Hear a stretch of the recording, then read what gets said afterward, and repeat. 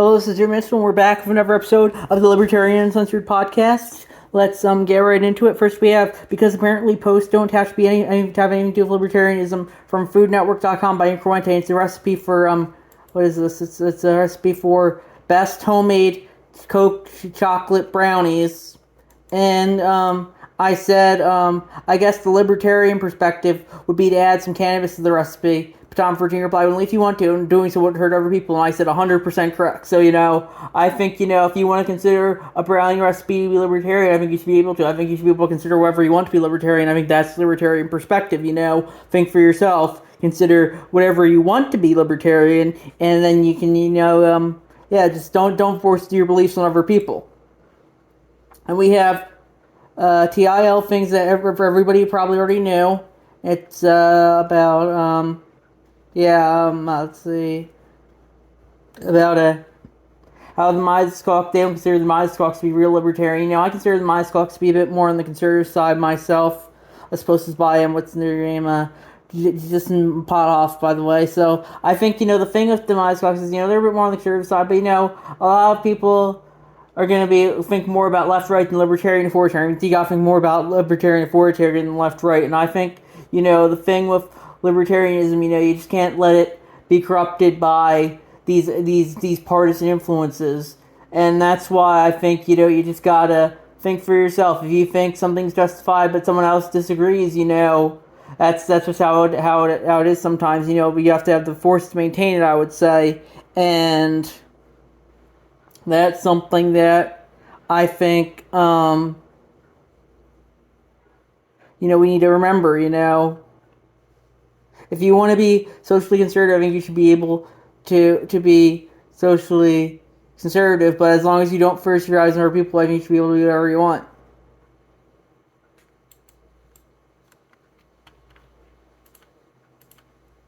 And we have how to pray the rosary, since apparently anything Catholic is automatically libertarian, from usccb.org by Incrementa. And I said, careful, it's an extremist symbol now apparently, as is pretty much everything that is vaguely not in line with the Twitter/Reddit left.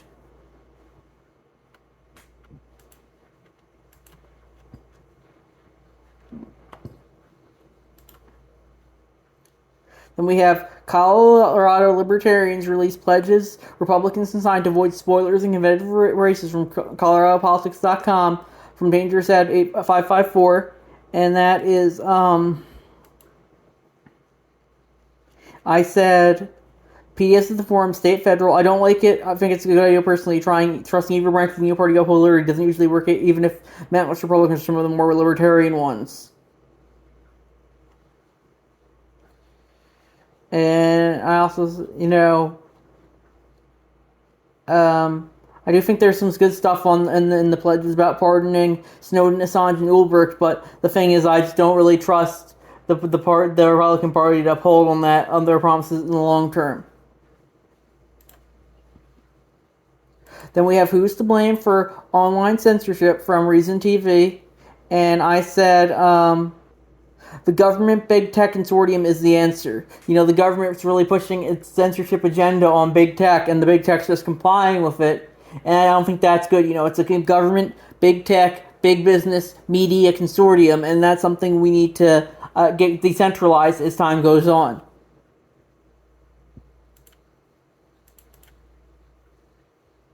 Then we have understanding the progressive mindset from a libertarian perspective. And that's how I posted made a clip from The Simpsons from the year I was born, about how Lisa, she wanted to play football, but not because she wanted to play football, because she just wanted to go be the first female football player. But they already had 4 girl football players on the team, so she's the ball's made of the skin of an innocent pig, and then she's just moving the goalpost and going spaces you don't you try and push your cultural standards and moving into goalposts and places, spaces you're really not don't want to be in for anything other than the sake of progress. And that's from kind of the Twitter right left of the decades to follow. As libertarian, I really just want people to keep themselves, and that's the opposite of what you see from the progressive left and the conservative right these days. Everyone wants to enforce their cultural values and push these cultural values on people.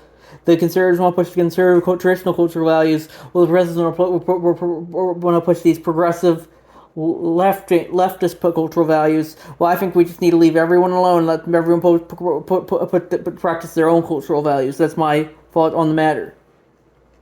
The libertarian stance is that you don't drag others into your bullshit unless they consent to it.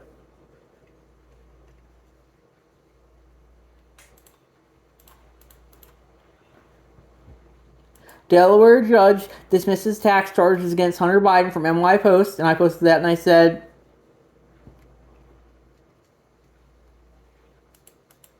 I thought he had already pled guilty. Just goes to show that the elites always have some way to get out of whatever trouble they're in.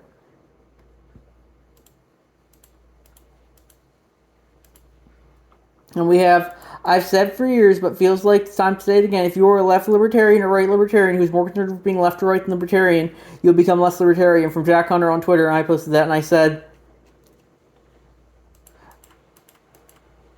agree 100%. It's why I try and place myself in the center. I personally agree more with the right on some stuff like the culture war and the left with some stuff like, and the death penalty. But the thing is that I think, it's important to remember that, it's you gotta focus on liberty rather than being left right, as Hunter notes. So I think the thing is liberty is what you gotta focus on, not justifying forcing your cultural values on others, and not saying not using the state to come after them. And that's something that I think we need to remember, especially in times like this where everything's very politicized.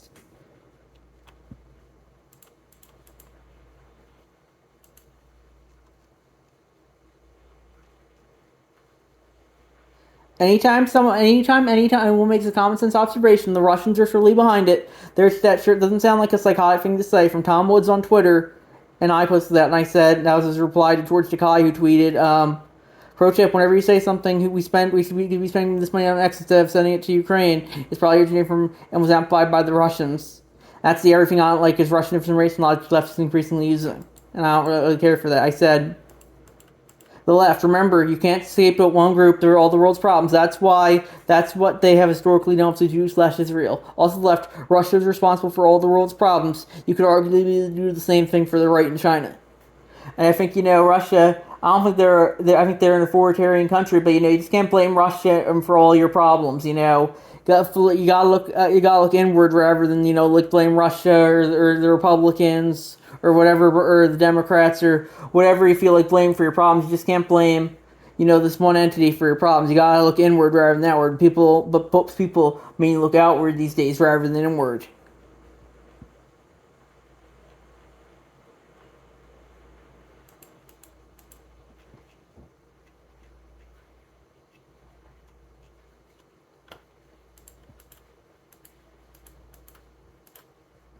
Then we have, it's called Mott and Bally. They use it all the time from the New Right, from Michael Mouse on Twitter. I posted that, and that was, he says, the claim is all white people are in the inherent benefits of racism. The challenge is, what about poor whites living, say, in Appalachia? Claim, are you really saying that racism has historically and to this day been a strong force in our culture? Challenge, of course not. Claim, right, all white people are inherent beneficiaries of racism. And I said, it's a very social media style of argument. People already have their conclusions, and their goal is to gaslight you into accepting them.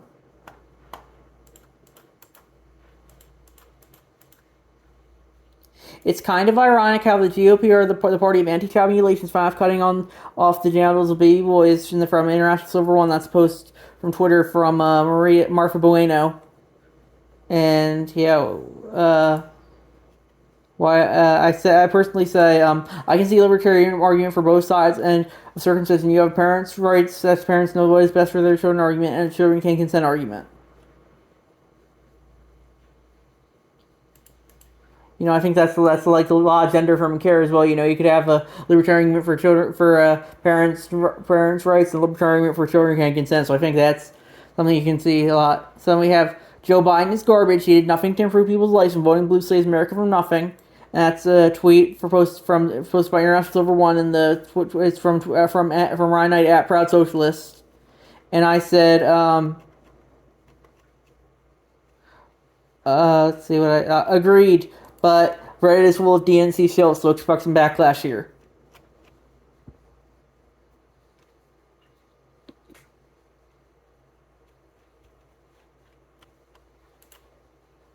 wishing a happy birthday to my dad at Ron Paul from Rand Paul on Twitter, and I posted that, and I said,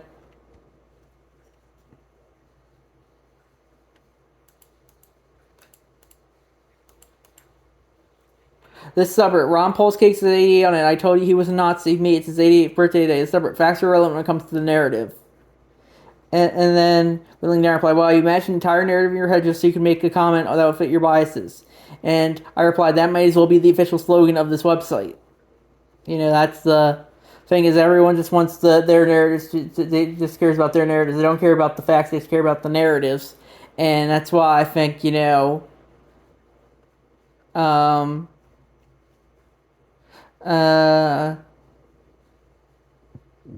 should be able to, say whatever you want, but maybe people won't like you. I personally think Ron Paul is is one of the best libertarians of all time. He can bring people to the movement. But if you don't want to like him, you don't have to like him. That's my thoughts there.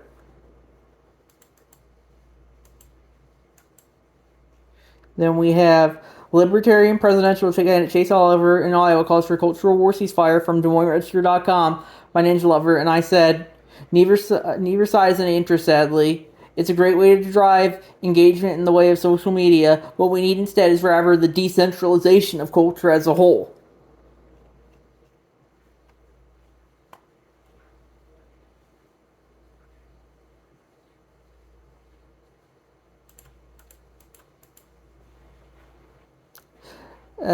We have ending no-fault divorce treats women like property. The libertarian aspect of this should be obvious to both left and right-wing libertarians.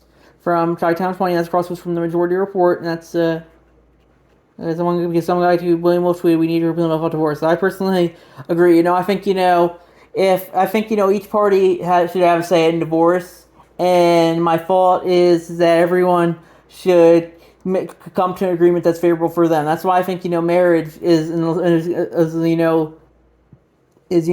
people want to get married, they should be able to, but if they want to separate, they should be able to as well. That's why I'm not too big on marriage, because I'm really big on individualism and individual liberty. And I think marriage is something that's inherently collectivist, and that's why you need to focus on yourself first and foremost. If you want to get married, that's okay. But it is something I feel is inherently collectivist, and I think maybe you maybe if you want to get married, it's fine. But just be aware that a lot of marriages end in divorce, and a lot of times people don't end up happy together. But if you want to be happy together, you should be able to. But you should also be able to fend for yourself as an individual as well, I would say. Then we have shot dead because of a pride flag. The manifestation of Jimmy's political rhetoric comes to reality. This is a result of the GMP using fascist linguistic political mythology to communicate and achieve their party's agenda. That's a cross post from the conservative terrorism server by Chi-Town 20, and I said, yeah, fucking idiots on all sides of the political spectrum. I work at a place of pride flag in the window, and I think this is a horrible tragedy. I'm sure if it was violence in someone you deem as being in the outgroup, then you wouldn't care. You only care about violence when it fits your narrative. If stores destroyed and she was killed in the summer 2020 riots, you would find some way to justify it.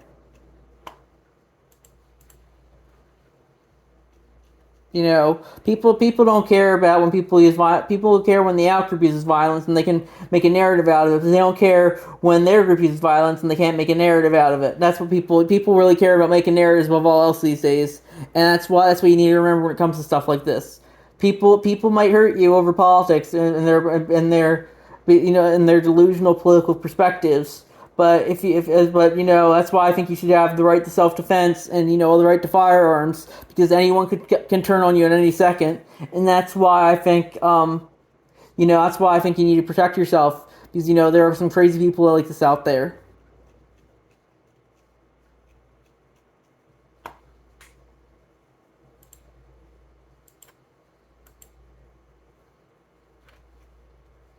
Next we have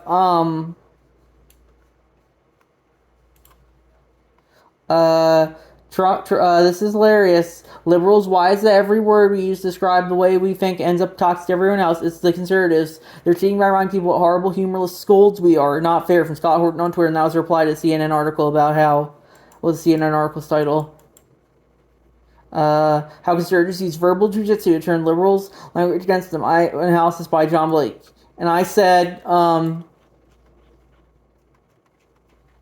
blaming the other branch of the Unity Party instead of looking inward is a classic duopoly move. People, it's always the other side's fault. These people will never look inward. They always will find someone else to blame rather than blame themselves.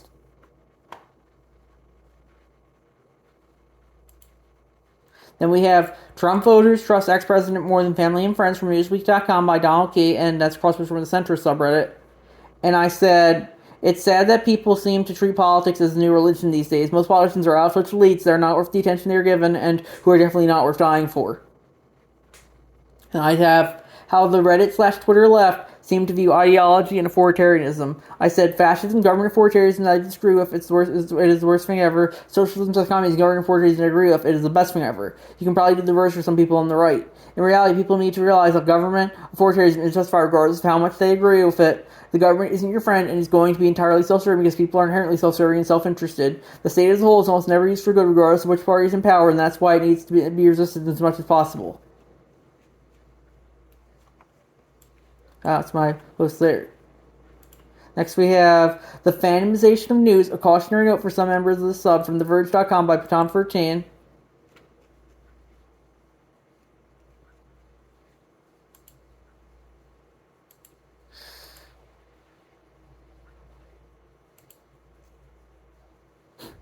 And I said, anyone can and will lie to you, so you have to use critical thinking to determine the truth. The U.S. government media consortium said they had slam dunk evidence of WMDs in Iraq, and look how that turned out. Social media is not much better. Redditors pinned the Boston Marathon bombing on an alumnus of my high school, even though he was almost certainly dead by the time it happened. So you gotta always hold your media sources critically. Think everyone has an agenda they want to sell you, and that's something that is important to remember. So, always remember, always ask how is believing this further the person's agenda, and that's something you always need to remember. A brief history of China's global warming hoax, how humor started an actual libertarian discussion from TheIntercept.com by Paton13.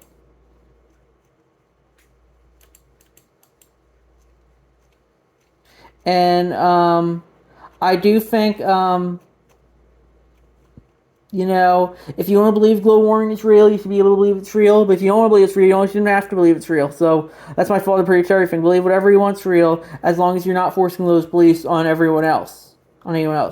Then we finally have Donate Classical Liberal Caucus from Kind Community 1893 from LCLC.org, and that doesn't seem to take too much just to donate button to the Classical Liberal Caucus. So if you want to donate, you should be able to. I think, that's my thoughts there. Give your money to whoever you want to. That's my thoughts there, I would say. And I think we're going to wrap up there, and I'll see you guys next episode. Bye.